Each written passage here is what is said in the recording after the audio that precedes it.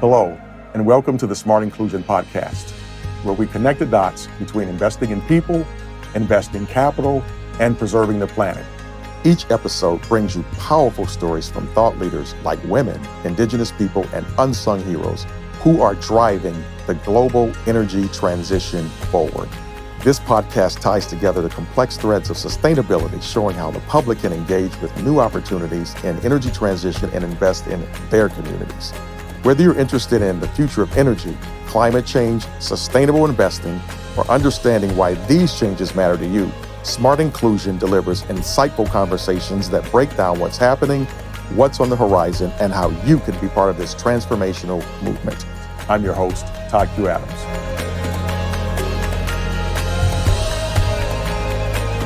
Hello.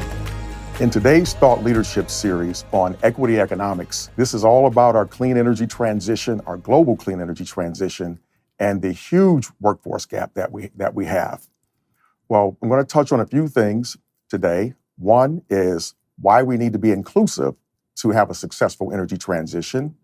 The second thing I'm going to touch on are examples of in this clean energy transition where we are seeing success stories take shape.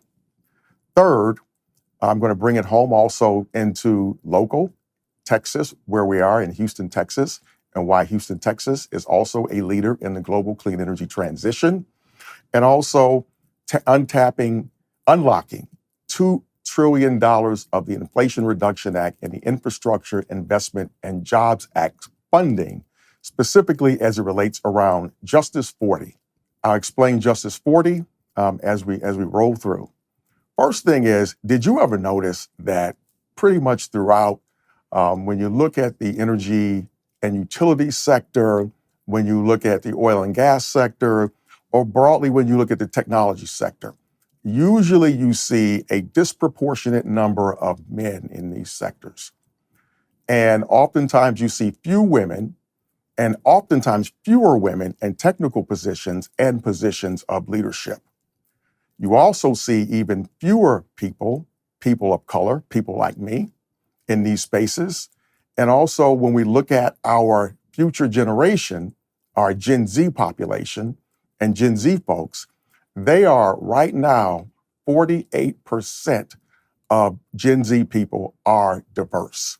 What does this all mean?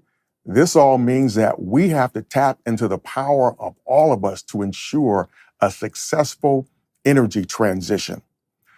And how do we do that? One of the good things is that right now, with this Inflation Reduction Act, we're seeing incredible partnerships evolve between public utilities. We're seeing them with community colleges, tribal colleges as well as labor unions and apprenticeships programs. What is really needed is, again, women for skilled trades, as an example. We need women electricians. We need women in all of the skilled building trades. So if I kind of just break it down a little bit, if you're thinking about if you've ever seen a wind turbine farm, a solar farm, a really big one, I'm talking about really large utility scale. If you've ever been driving, those are construction projects. Those are huge construction projects. As we know, the construction industry is overwhelmingly male, it's aging, and there's also a work skills gap in that space.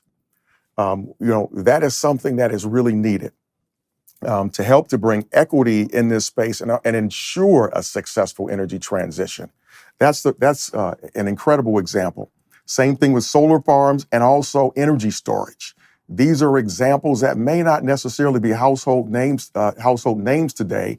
However, just to give you an example right now, and where I am in Houston, Texas, and Texas is leading the nation right now in clean energy job creation.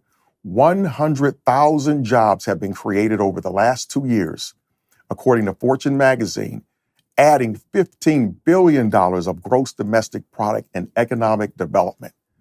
What's ironic about this is that states like Texas and Florida, even South Carolina, are actually leading the charge. And these are actually red states, even though if you look at it, the Biden administration has actually passed the legislation and in Congress, in Congress, to actually enable this, to unlock this $2 trillion. So this is nonpartisan. This is impacting everyone, no matter where you live. And what is really critical is that leadership, public-private partnership development is critical to this space. Also, innovative partnerships is something that the government is calling for. So as an example, a labor union, a community college, partnering together with a public utility for workforce investment for apprenticeship programs. Also high school pipeline programs for future jobs so that we can, to provide operations and maintenance. These are amongst the many examples of where we need help. Also, what we need more women, more people of color to also mentor these folks, mentor younger people, because quite frankly, this is a space that in many instances is not that attractive. So between now and the next 10 years, we have an opportunity to right some wrongs, to address some disparities, gender disparities in the workplace. Federal funding is actually helping to spark that and serving as a catalyst to private sector investment, and that is the intent of this. So throughout our episodes and kind of looking forward, this is what we're going to be addressing. I'm going to be having guests. My guests are going to provide thought leadership, their respective expertise in workforce investment, and share their stories. And we're going to leverage storytelling to do this. And that is also critical so that we can personalize this. This is personal to me, and this has always been something that is now very important to me, is giving, is also connecting, giving back, and using my time, my talent, and my treasure in ways that actually addresses some of this. So this is more than just work to me. And this is leadership and also passion that is coming now. So remember that this is all about equity economics, because investing in each and every one of us is going to yield a return on investment for all of us. And that is the major principle of smart inclusion. Thank you.